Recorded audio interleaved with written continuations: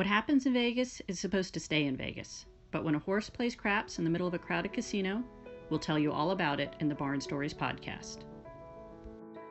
Welcome to the new Barn Stories podcast. I'm Lori Prinz, editor of EQUUS magazine. And I'm senior editor Christine Barakat. You may know EQUUS for its articles on horse care and veterinary research. Our goal with this podcast is to highlight another important aspect of what we do at EQUUS. We have fun with horses, and we celebrate how they enrich our lives and bring people together. We've chosen our favorite essays and articles that have been published in EQUUS and capture that spirit. In this new audio format, they take on a new life. Some stories are funny, others are touching, and a few are a little sad, but they all contain some universal truth about what it means to love horses. In this episode, we've chosen a story written by Martha Crawford Cantarini, a former Hollywood stuntwoman who for decades trained and handled horses for movies and television shows. Martha knew many of the biggest stars of Hollywood's golden age, including Clark Gable, Gregory Peck, and Debbie Reynolds. And she's written several fascinating accounts of her adventures in the film industry for EQUUS. But what I like best about Martha's stories is how she describes her bond with her horses. That bond is the one thing that really struck me about this particular story. Although the setting is unusual, the floor of a Vegas casino, the relationship between Martha and her horse is just as close as it might be if they were in a dressage arena. They are totally in tune with each other and focused on the task at hand. It just happens that that task is shooting dice. So let's go ahead and listen to Frosty's fantastic finale, written by Martha Crawford Cantarini and read by Taylor Autumn.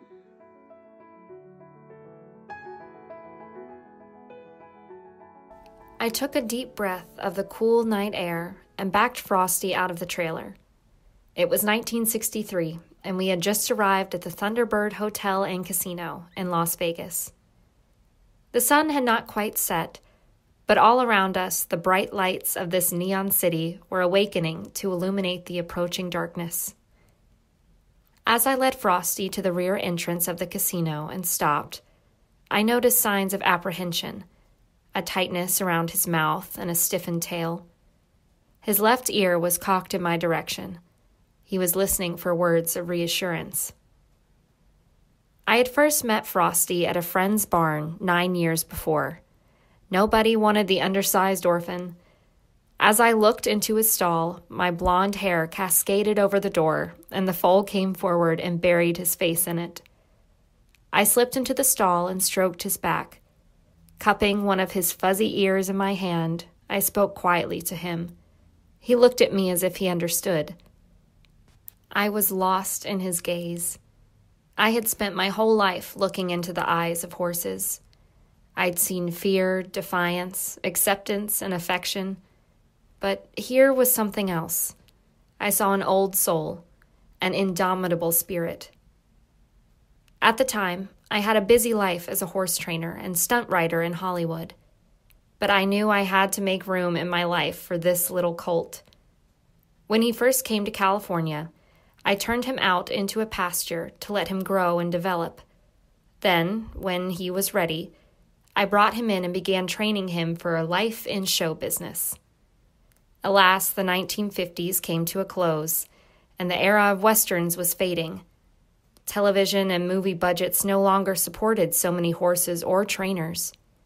I said goodbye to Hollywood and moved to Northern California with Frosty.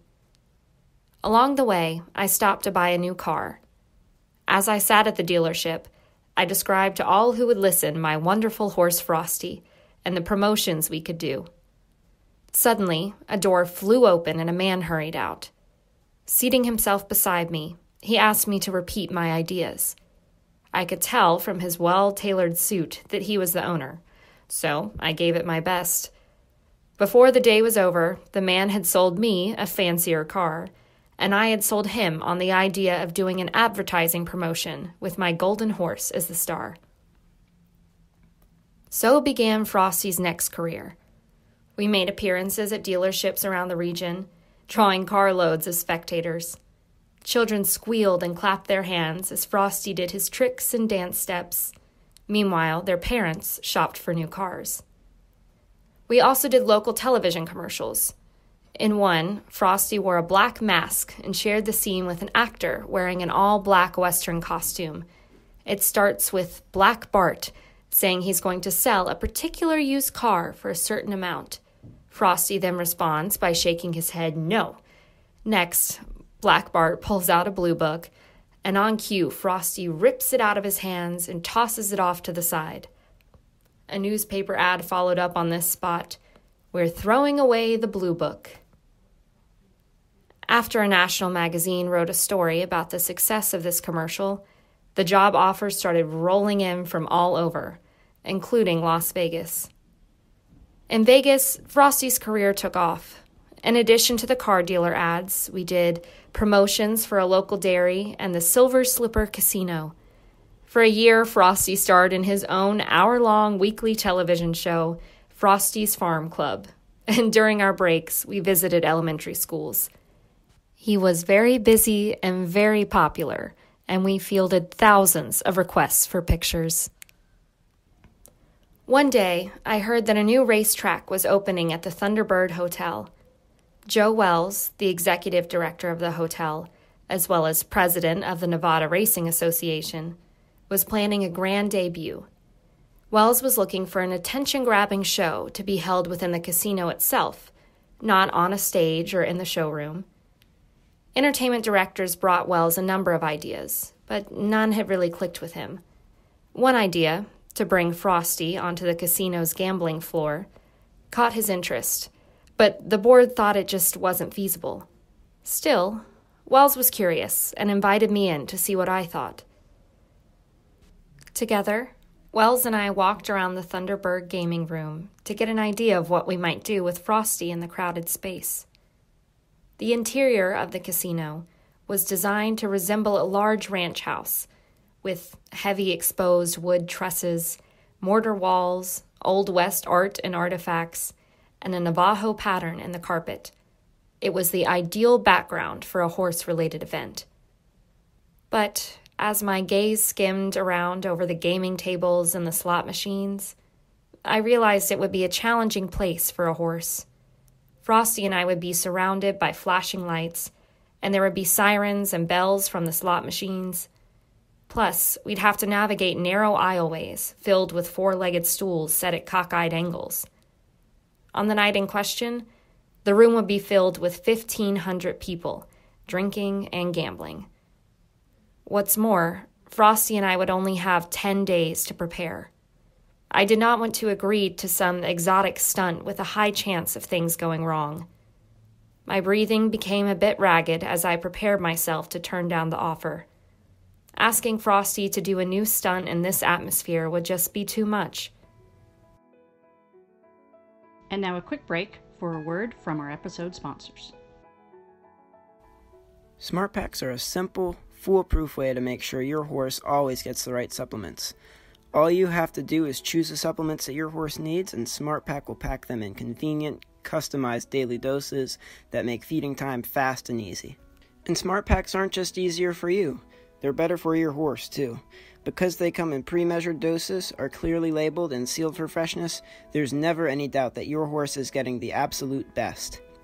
Visit smartpack.com or call 1-800-461-8898 to learn more about how SmartPack can help you take great care of your horse today.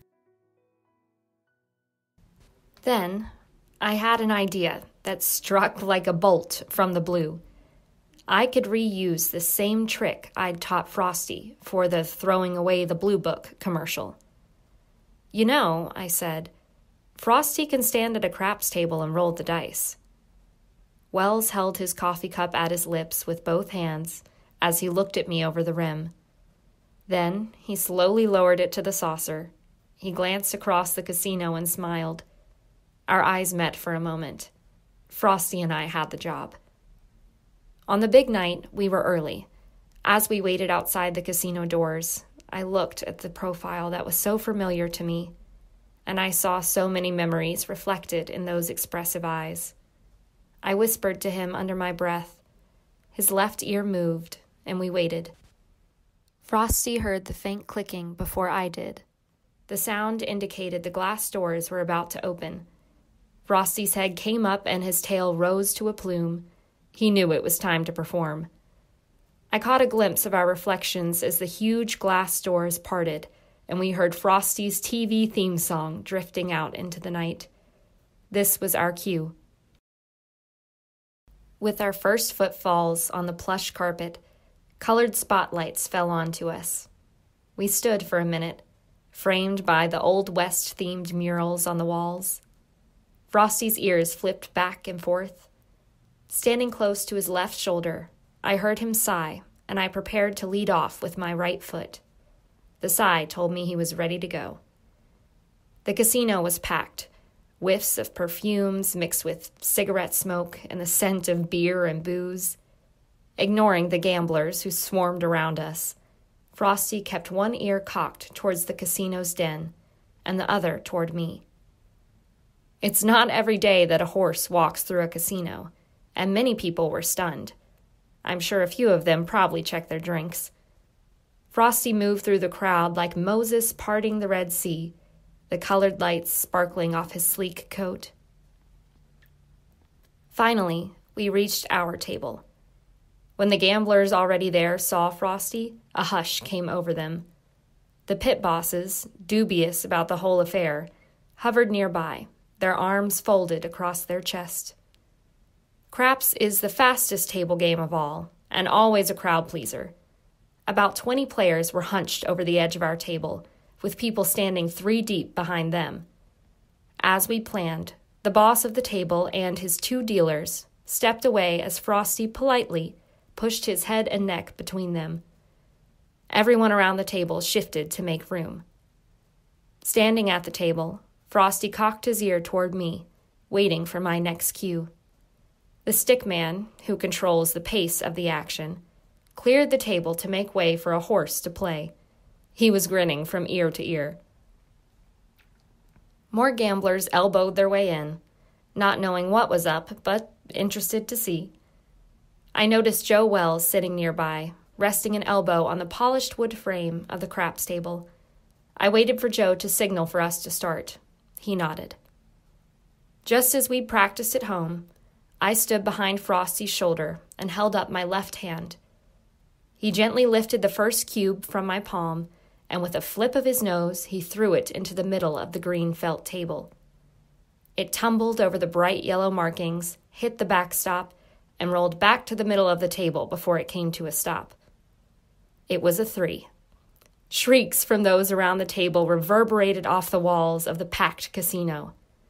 I stepped close once again and held the second cube for Frosty. With an almost arrogant toss of his head, he quickly sent it on its way. It ripped across the table, again hitting the backstop.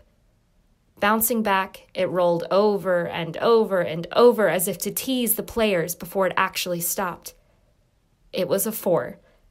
Gasps came from the crowd. A 7? A natural is a big winner in craps. As soon as I stepped away from him and brushed my hair back, a secret cue. Frosty relaxed. He raised his head and shook till his long white mane fell every which way, whinnying as if to answer those who cheered him on. Then Frosty was handed some play money as winnings. In an ad-lib, Frosty ate it. The guests shouted and clapped and rushed in to touch the golden horse for luck. Photographers with flash cameras clicked away. Even the pit bosses broke into smiles. Frosty stood good-naturedly through all of this. A number of noted thoroughbred trainers attended the gala, and one told me that not one horse in 10,000 could have performed as well as Frosty did in the casino that night. Many people wondered how we did it.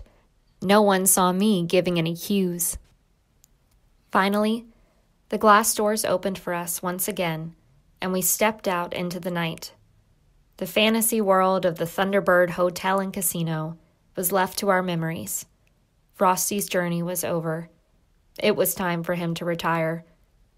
And I was left thinking, perhaps there is magic in believing after all. Dreams do come true if you really, really try.